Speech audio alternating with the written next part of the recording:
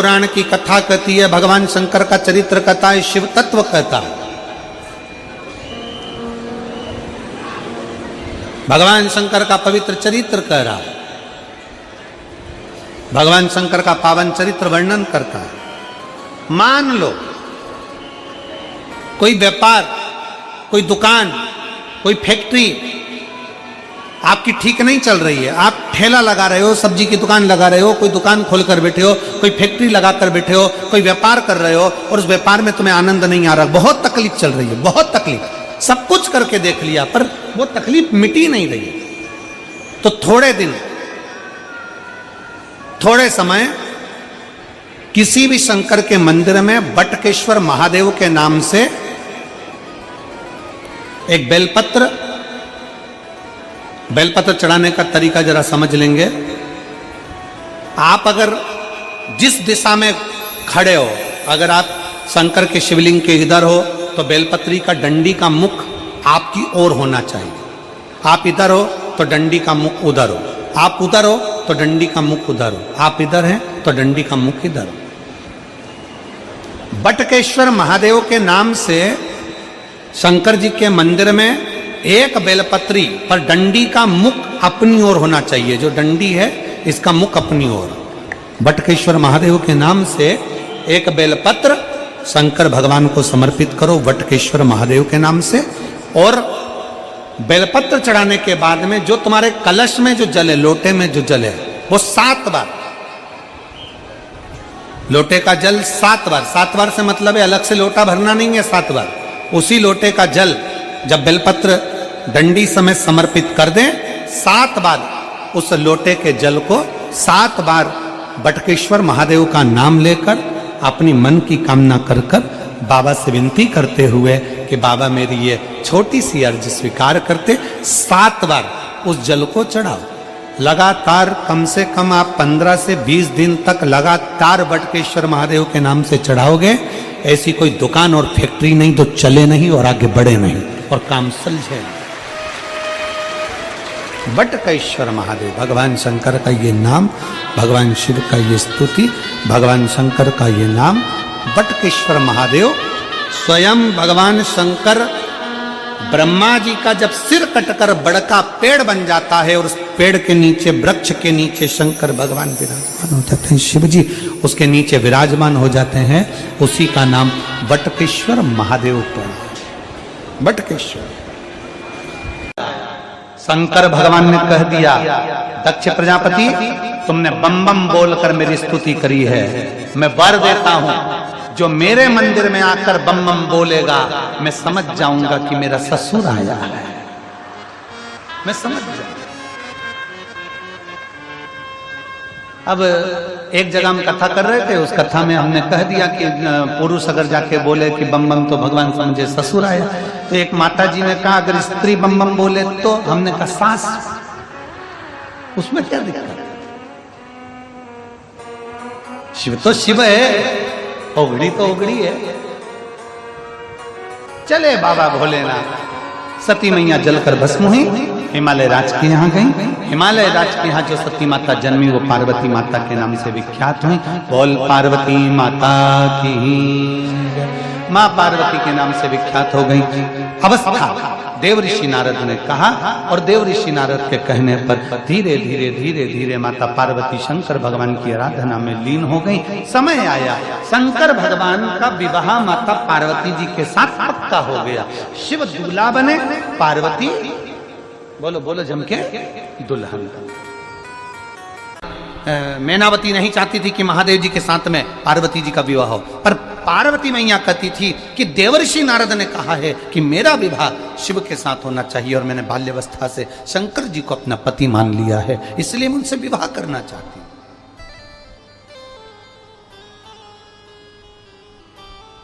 क्या है शिव जी के पास में?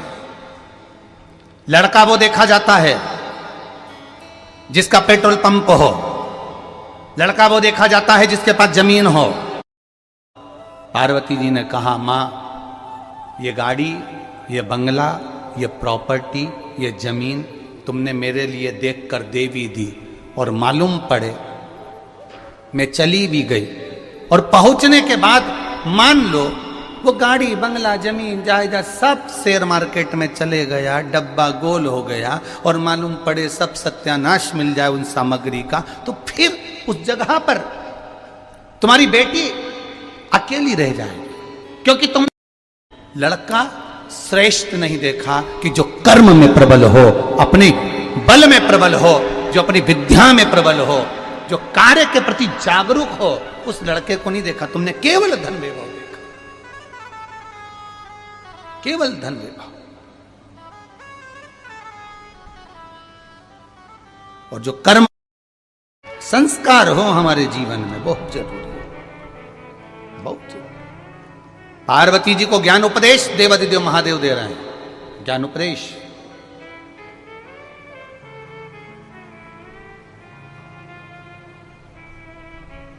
और पार्वती मैया उस उपदेश को पाकर आज प्रसन्न हो गई। विवाह हुआ, मां जगतजननी नंदी पर सवार होकर शंकर भगवान के साथ में कैलाश धाम पहुंच गई। समय आया, शंकर भगवान के तेज पुंज को ले जाकर गंगा जी को दे दिया। गंगा जी की धारा से 6 पुत्रों का प्रागट्य हो गया, षडानंद कार्तिकेय का जन्म हो गया। गंगा जी को मालूम पड़ा तो गंगा जी ने जाकर क्रोध किया, क्रोध कर अग्निदेव सूर्यदेव को श्रापित किया। गंगा के जल से अपने पुत्र कार्तिकेय को लेकर आ गई षडानंद। जब षडानंद कार्तिकेय जी प्राप्त हो गए, षडानंद कार्तिकेय जब मिल गए, आ गए, तब उस समय पर कार्तिकेय के आने के बाद मां पार्वती जी ने कहा तुम जाओ और तारकासुर का संहार करो। पर एक बात का स्मरण तुम्हारे भीतर रहे, जिस तारकासुर को तुम मारने जा रहे हो, तारकासुर के हृदय में शिव बसा हुआ है, भगवान शंकर बसे हुए हैं। कहा षडानंद कार्तिकेय ने कि मां, तारकासुर तो असुर है, राक्षस। पार्वती जी कह रही भले वो राक्षस है, उसके हृदय में शिव बसा है, वो असुर है, उसके हृदय में शंकर बसा है। मैं तुझसे कहती हूं षडानंद कार्तिकेय, तारकासुर को मारना तो उसके हृदय में कोई बाण न लगे, उसके हृदय को घात न लगे, शरीर को छेदित करेगा चल जाएगा, पर हृदय को छेदित मत करना। मैं, मेरा शंभु विराजमान है, मेरा शंकर। सारे देवताओं की लिस्ट उठाकर देखना, सारे देवताओं में इंद्रदेव के दुश्मन मिलेंगे, असुर मिलेंगे, राक्षस मिलेंगे, आप भगवान विष्णु से युद्ध करने वाले असुर प्राप्त होंगे, ब्रह्मा जी के ऊपर आक्रमण करने वाले असुर प्राप्त होंगे। पूरे चरित्र को उठाकर देखो 33 कोटि देवताओं के, केवल शंकर भगवान से द्वेष रखने वाला एक भी असुर नहीं था। रावण भी भजन करता था तो शिव का करता था, शंखचूर्ण भी भजन करता तो शिव का करता, जरासंध भी भजन करता तो शिव का करता। जितने भी असुर हुए, जितने भी राक्षस हुए, ये शंकर भगवान के विरोधी नहीं थे, ये शंकर भगवान के द्वेषी नहीं थे, पर दूसरे के द्वेषी थे। इसलिए शिवजी प्रकट होकर इनका संहार करना चाहते थे। क्यों, किस लिए? तारकासुर ने क्या मांगा था कि षडानंद भगवान शंकर के पुत्र द्वारा मेरे प्राण छूटे? क्यों मांगा? क्योंकि तारकासुर जानता था शंकर भगवान शादी नहीं करेंगे। मैं मांगूंगा कि इनके पुत्र द्वारा मेरे प्राण छूटे तो इनकी विवाह होगा, नहीं तो ये विवाह भी नहीं करेंगे। शिव तत्व कह रहा है, कनक कुंडला का विवाह रत्न भद्र के साथ हो गया। रत्न भद्र यक्ष की पत्नी बन गई कनक कुंडला। कनक कुंडला जब इंद्रलोक में गई तो इंद्रलोक में कनक कुंडला से पूछा कि इतने सारे देवता थे तो तूने रत्न भद्र को ही अपने विवाह के लिए क्यों चुना?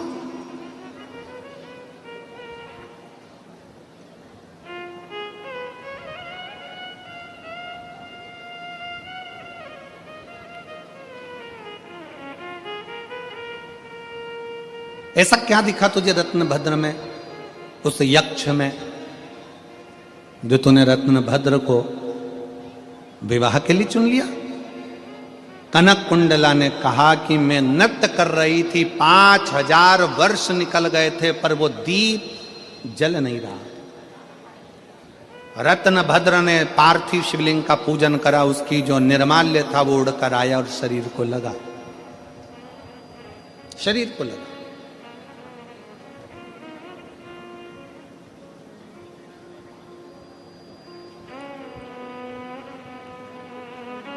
आप सबके स्मरण में एक कथा होगी श्रीमद् भागवत की। भगवान कृष्ण ने अपने पांव की मिट्टी उठाकर खाई थी कि नहीं खाई थी? भागवत सुनी है कि नहीं सुनी है? सुनी है सबने? भगवान ने मिट्टी खाई कि नहीं खाई? खाई ना। भागवत जी में लिखा है कि भगवान ने मिट्टी खाई। तो किसी ने पूछा भगवान से कि भगवान तुमने ये मिट्टी क्यों खाई? भगवान कहते हैं जिस समय पर पूतना मुझे विष पिलाने के लिए आई थी, उस समय पर सबसे पहले पूतना ने मुझे दूध पिलाया था। और दूध पिलाते समय जितने ब्रज के बच्चों को पूतना स्तनपान कराते कराते आई थी, दूध पिलाते पिलाते आई थी, विष पिलाते पिलाते आई थी, सारे बच्चों के प्राण उनके मुख से छूटे थे और पूतना के स्तन में चले गए थे। मैंने दूध पीने के बहाने उन बच्चों के प्राणों को, ब्रजवासियों के प्राणों को अपने खींच कर पेट में रख लिया था। भगवान कहते हैं ये सारे ब्रजवासियों का उद्धार तो मेरे चरण की रज से हो जाएगा। मैं धेनु चराने के लिए, गाय चराने के लिए जाऊंगा। गाय चराने के लिए जब जाऊंगा तो गाय आगे आगे चलेगी, मैं पीछे पीछे चलूंगा।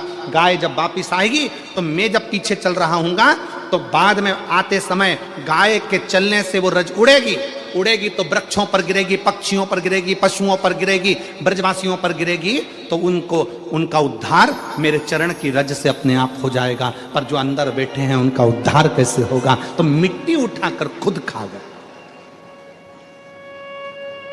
अपने चरण की रज को भगवान स्वयं पाले, अपने ब्रजवासियों के उत्थान के लिए, उनके उद्धार के लिए।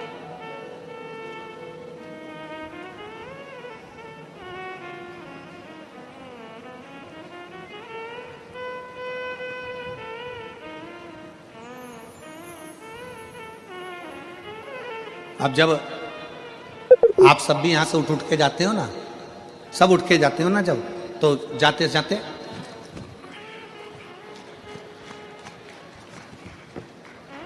खूब झटकाया। पास में बैठी थी, जाते जाते पूरे मोहल जितने ग्राउंड में इतनी धूल उड़ा दी, इतनी रज उड़ा दी। जो सोचकर भी नहीं आया था कि मेरा उद्धार हो जाएगा, उसके भी मस्तक पर भगवान शंकर की चरणारविंद की रज चढ़ गई और उसका भी कल्याण, उसका भी उद्धार। कनक कुंडला इतने अच्छे देव हैं, इतने सारे देवता हैं, तू उनसे विवाह कर लेती, पर तूने रत्नभद्र में ऐसा क्या देख लिया, उस यक्ष में ऐसा क्या देख लिया कि तूने विवाह कर लिया?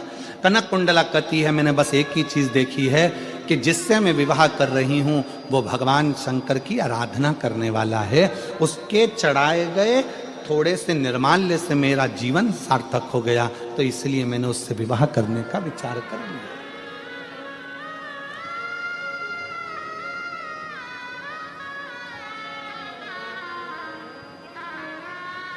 मेरा बेटियों से निवेदन है, आप विवाह करो, मना नहीं है, पर विवाह करते समय इतना जरूर देखना कि जिसके साथ विवाह कर रहे हो वो हमारे सनातन धर्म को मानता है कि नहीं मानता। वो हमारे भगवान का अपमान तो नहीं कर रहा, वो हमारे देवताओं का अपमान तो नहीं कर रहा, वो हमें भगवान से दूर तो नहीं कर रहा।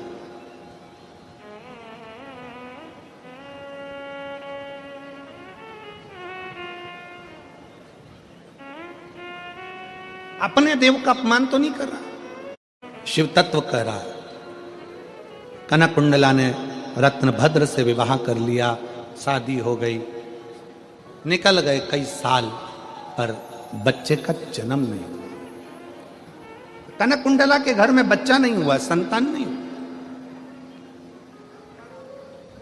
कई बार व्यक्ति प्रयास करता है, एक बार पशुपति व्रत करा, 2 बार पशुपति व्रत करा, 3 बार पशुपति व्रत करा, 1 बार सफेद आंकड़े की जड़ बांधी, तुमरुका जी का नाम लेकर 2 बार बांधी, 3 बार बांधी, 4 बार बांधी, नहीं हुआ। मनुष्य की देह मिले तो 3 चीजों से बचना। पहले नंबर पर है कर्ज, दूसरे नंबर पर है क्लेश और तीसरे नंबर पर है कलंक। यदि संसार में जन्म मिले तो इन 3 चीजों से बचने का प्रयास करो। पहले नंबर पर है कर्ज,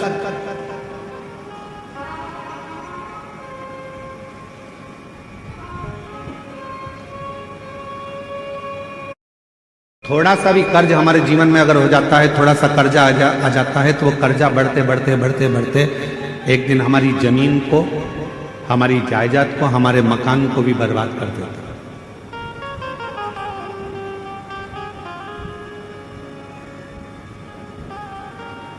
मेरे छत्तीसगढ़िया रहवासियों से पहले भी निवेदन करा था भिलाई में, और आज फिर छत्तीसगढ़िया के रहवासियों से निवेदन करूंगा, मेरे छत्तीसगढ़ के रहवासियों से कहूंगा कि अपनी जमीन को बेचकर शहर जाने का प्लान मत बनाओ, बल्कि अपनी गांव को इतना उज्जवल बनाओ कि शहर का आदमी भी तुम्हारे गांव को देखने के लिए पहुंचे।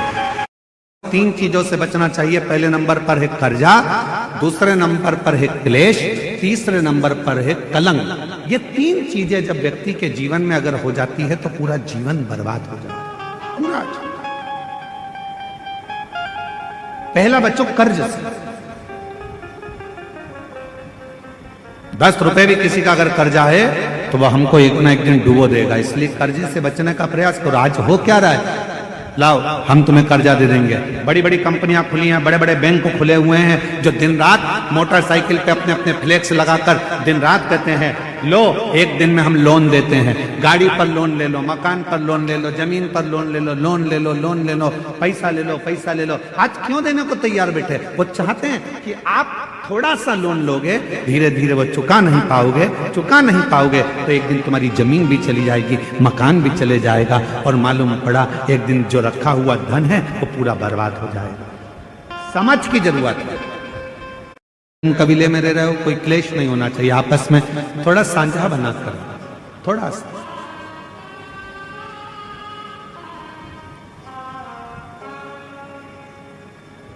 आप सबको मालूम से बच जाओ, दूसरा क्लेश से बचो। हफ्ते में, महीने में एक दिन ऐसा बनाओ जिस दिन मेरे घर के पूरा परिवार एक जगह पर एकत्रित हो, भोजन करें, साथ बैठे, साथ बैठकर अपने परिवार की चर्चा। हम ये भी नहीं कहेंगे कि तुम किसी परमात्मा की आराधना करो कि साधना की आराधना, आप तो साथ बैठो, अपना मनन चिंतन करो कि हमें अपने घर को कैसे संवारना है, हमें अपने परिवार को कैसे संवारना है, हमें अपने बच्चों को उच्च शिक्षा कैसे देना है, हमें अच्छी चिकित्सा कैसे देना है। हम कहीं आडंबर में तो नहीं फंस रहे, क्लेश से। और तीसरे नंबर पर कहा कलंक से बचे।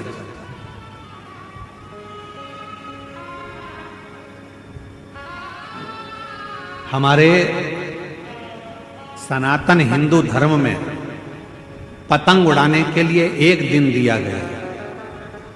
यहां उड़ाते पतंग? अरे बोलो, शिव महापुराण की कथा कहती है कोई उन्नति की सीढ़ी पर चढ़ रहा है तो उसको चढ़ने दो, बढ़ने दो, उसको काटने का प्रयास मत करो, क्योंकि हम सब सनातनी हैं। सनातनी काटता नहीं है, सनातनी जोड़ता। 4 चीजें कभी मत तोड़ो जीवन में। कितनी चीजें? 4। पहला रिश्ता, दूसरा किसी का दिल, हृदय, तीसरा वचन जो दिया वो ना तोड़ा, और चौथा विश्वास। मेरे शंकर की कथा कहती है ये 4 चीज में से अगर कुछ भी एक अगर आपने किसी का तोड़ा है तो संभलने में बहुत समय लग जाता है, बहुत समय। रिश्ता कितना भी बेकार हो, हाँ ठीक है, इन्होंने अपनी प्रॉपर्टी खा ली, इसने अपनी जमीन रख ली, इसने अपना प्लाट रख लिया, इसने अपना पैसा रख लिया, इसने अपना सामान रख लिया, सास का पूरा जेवर रख लिया, ये सामान लेकर चले गया, ये इसने ये कर लिया, इसने धन रख लिया। फिर भी निवेदन है, कुछ भी हो पर रिश्ता कभी समाप्त मत करो, रिश्ता कभी मत तोड़ो, क्योंकि धन वापिस कभी ना कभी प्राप्त हो जाएगा, पर जो प्रेम का रिश्ता है वो फिर वापिस नहीं मिल पाएगा। संबंध जरा सी देर में रिश्ता तोड़ लेते हैं लोग। इसने पैसा रख लिया, हमारा हक रख लिया, हमारा धन रख लिया, हम इससे बोलेंगे नहीं। किसी ने तेज आवाज में बात करी, मैं तो तुमसे बात नहीं करूंगा। किसी ने कुछ बोला, मैं तुमसे बात नहीं करूंगा। अरे क्यों रिश्ता तोड़ते हो? जरा जरा सी बात में कोई सुपाड़ियां खा के फेंक दोगे? तोड़ना नहीं है, जोड़ने की बात करना है। महाराज, एक किसी का हृदय मत तोड़, किसी का भी हृदय, ठीक है।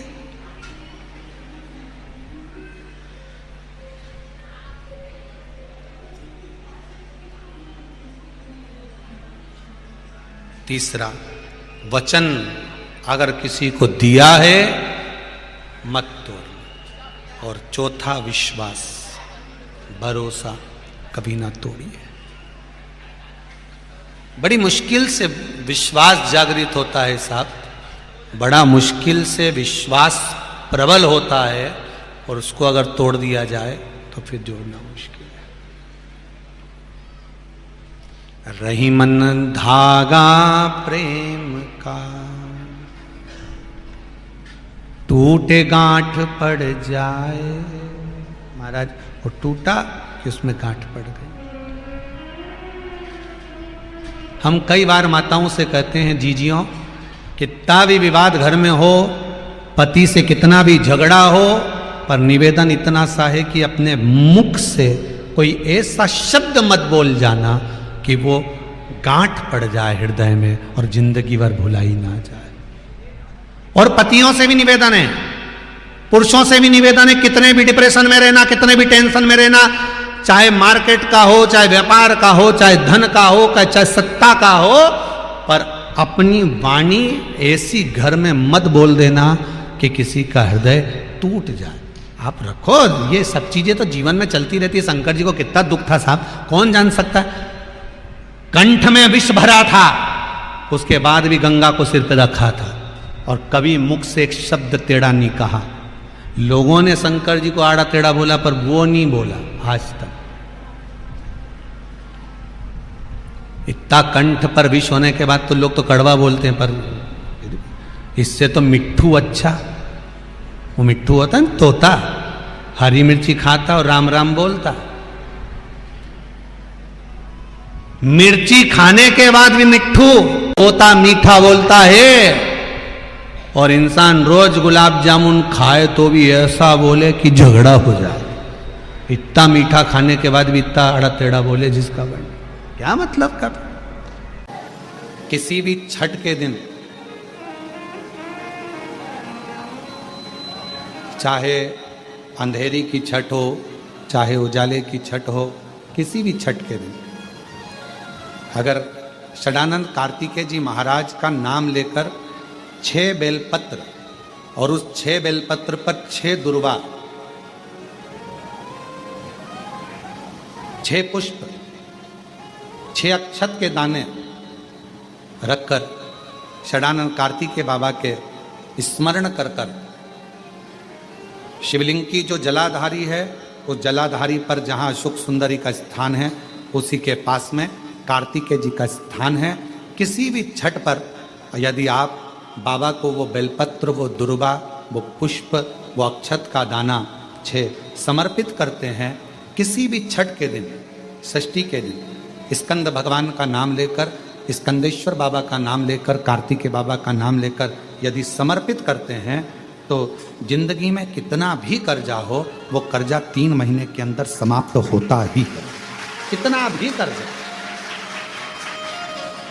साथ में आपका परिश्रम, साथ में आपकी मेहनत और आपकी दृढ़ता। क्या होता है, लोग सोचते हैं कि हमने शंकर जी को बेलपत्र समर्पित कर दी तो कर्जा चूकेगा, पर साथ में मेहनत भी करना। अगर आप मानते हैं कि पूरी कथा का, इसमें कई दुनिया के कई लोग हैं हमारी कथाओं को आधा काटते हैं, आधा भेज देते हैं। गुरुजी ने कहा कि बेलपत्र पर शहद लगाकर चढ़ाओ, पर गुरुजी ने साथ में कहा कि रात दिन एक करो, पढ़ाई पूरी करो। आधी बात काट देते, आधी बात दिखा देते, पर उसका हमको कोई फर्क नहीं पड़ता है। आग लगे बस्ती में अपन रहो, उसका हमको कोई फर्क नहीं पड़ता, क्योंकि दुनिया का काम है गलत चीजें जनमानस में देना, जिससे बदनामी हो, अब शब्द बोले जाए, ताने दिए जाए, गालियां दी जाए। ये दुनिया की रीति है। बहुत आते हैं दिन भर में, कहीं कहीं कोई दबाव देने के लिए आता है, हम तुम्हारी बदनामी करेंगे, हमको 1 करोड़ दो, हम ये छप्पा देंगे, हम वहां से आएंगे, हम ऐसा कर जाएंगे, हम वैसा कर जाएंगे। बहुत आते, दिन भर का काम इनका, रोज का यही काम है, हमें ये करो, हमको वो करो।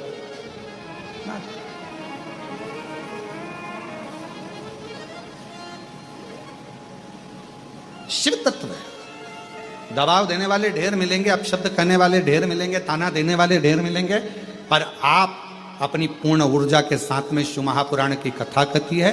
6 बेलपत्र, 6 पुष्प, 6 दुर्वा, 6 चावल के दाने और साथ में अपना परिश्रम पूर्ण करो। छठ के दिन स्कंद भगवान का नाम लेकर, स्कंदेश्वर का नाम लेकर भगवान शंकर के जलाधारी पर समर्पित करो, शिव जी से प्रार्थना करो और अपनी मेहनत को 4 चांद लगाओ। कर्जा चूकेगा जरूर, समाप्त जरूर। कर्जा का मतलब ये नहीं है कि आप कर्जा करे हो तो मेरे से बन नहीं रहा, मेरे प्राण छूट जाए तो अच्छा, मैं तो मर जाऊं, मैं टेंशन में हूं, मैं डिप्रेशन में हूं, बहुत परेशान हो गया, ऐसा हो गया। ना ना, दुख आता है, जब सुख आया, सुख चले गया, तो दुख आएगा तो दुख भी जाएगा, दुख भी समाप्त होगा, उसमें क्या विचार कर। ऐसा तो नहीं है कि दुख समाप्त नहीं होगा, दुख नहीं जाएगा। सुख आया है, जब हमारे अच्छे दिन अगर समाप्त हुए हैं तो दुख भी समाप्त जरूर होगा, फिर वापस सुख आएगा। थोड़ा हिम्मत, थोड़ा धैर्य, थोड़ा हृदय पर भाव एकाग्रित करो कि नहीं नहीं, मेरा शंभु, मेरा शंकर, मेरा त्रिकालदर्शी, मेरा कैलाशी, मेरा अविनाशी, मेरा शिव मेरा दुख काट। शिव जी के कानों में पड़े हुए पद्म और पिंगल, 2 सर्प, आज भी वो 2 सर्प, शिव जी के कान के वो दोनों कुंडल कमाल कर जाते हैं। आज भी जिस बच्चे को दमा होता है, जिस बुजुर्ग व्यक्ति को, जिस स्त्री को श्वास की तकलीफ होती है, जिस व्यक्ति को दमे की तकलीफ होती है, थोड़ी दूर चलकर हांपड़ी भराने लगती है, हाँप आने लगती है, सांस चलने लगती है, सारा इलाज करवा लिया, सब कुछ इलाज करवा कर देख लिया, तब शिवलिंग के ऊपर 2 पीपल के छोटे छोटे पत्ते पिपलेश्वर महादेव के नाम से शिवलिंग के ऊपर रखे जाते हैं। 2 पत्ते पीपल का, और 2 कटोरी में जल लेकर पद्म और पिंगल शिव जी के कानों के दोनों कुंडलों का नाम लेकर पिपलेश्वर महादेव के नाम से शिव जी पर दोनों कटोरी का जल या दोनों लोटे का जल उन दोनों पीपल के पत्ते पर चढ़ाया जाता है। उसको कटोरी में झेल कर लाया जाता है, सुबह, दोपहर और शाम। अगर 7 दिन 15 दिन लगातार रोज 2-2 बूंद जल या थोड़ा थोड़ा जल, अगर रोज पीपल के पत्ते का प्रयोग कर सकते हो तो कर लो, नहीं तो एक बार में जल लेकर आ गए, उसी को 4-5 दिन तक प्रयोग करो। धीरे धीरे हांपड़ी भराना कम हो जाएगी। चढ़कर देखना 4-6 सीढ़ियां, जब हाथ भराना बंद हो जाए तो समझ लेना कि मेरे शंकर भगवान ने तेरे ऊपर कृपा करना चाहिए। जिसकी हाथ भराती है, सांस भराती है, दमा चलता है, पसली चलती है। कई बच्चे ऐसे हैं जो दिन भर सर्दी ही सर्दी, पूरा कफ ही कफ जमा रहता है, वो निकलता ही नहीं है। डॉक्टर का भी इलाज करवा, डॉक्टर की भी दवाई लो, क्योंकि डॉक्टर शिव का एक रूप होते हैं।